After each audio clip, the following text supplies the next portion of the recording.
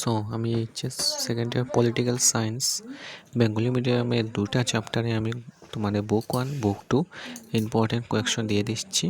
So দেখে নাও 1 নম্বর 2 নম্বর আর 5 নম্বর আসলে আসে তোমাদের 4 মার্কের, নাহলে তোমাদের 6 মার্কের। সো দেখে নাও, প্রথম চ্যাপ্টার হলো দ্বিমেরুকরণের অবসান 1 মার্কের।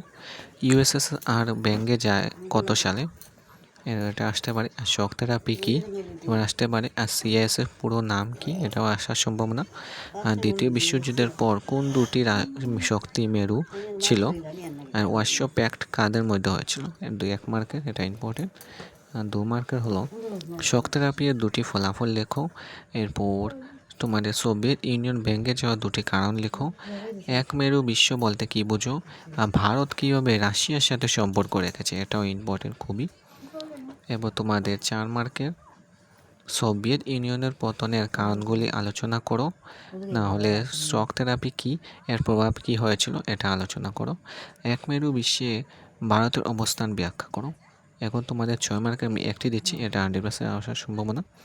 দ্বিমেরুকরণের অবসান বিশ্ব রাজনীতিতে এক নতুন যুগের সূচনা করেছে, আলোচনা করো। সো আমরা নেক্সট বুক 2 স্বাধীন ভারতের রাজনীতি জাতি গঠনের সমস্যা নিয়ে আলোচনা করব। সো তোমার 1 মার্কের কোয়েকশন দেখো, ভারত ভাগ হয় কত সালে, আর দেশীয় রাজ্য কতগুলি ছিল, তার সম্ভাবনা। দ্বিজাতীয় যে জাতি তত্ত্ব কে দেন, এরপর প্রথম উপপ্রধানমন্ত্রী কে ছিলেন, আর কাশ্মীর সমস্যা কোন দুটি দেশের মধ্যে হয়।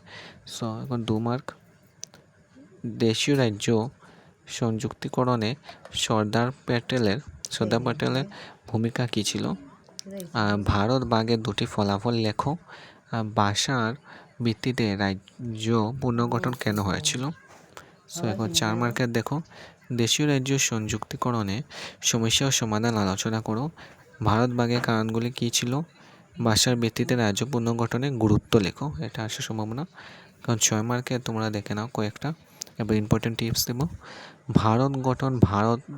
জাতীয় গঠনে ভারতের সামনে সবচেয়ে বড় চ্যালেঞ্জ ছিল সর্দার বল্লভভাইয়ের ভূমিকা সহযোগে আলোচনা করে, এটা সম্ভাবনা আছে।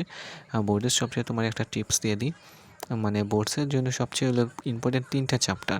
দ্বিমেরুকরণের অবসানে তোমরা ইউএসএসআর নাহলে শক থেরাপি পড়বে। এটা জাতীয় গঠনের সমস্যা, দেশীয় রাজ্য আর ভাষা, এরকম। আর পরিকল্পিত উন্নয়ন আর প্রথম বার্ষিকী পরিকল্পনা পড়বে, আর নেহেরু বা গান্ধীবাদী।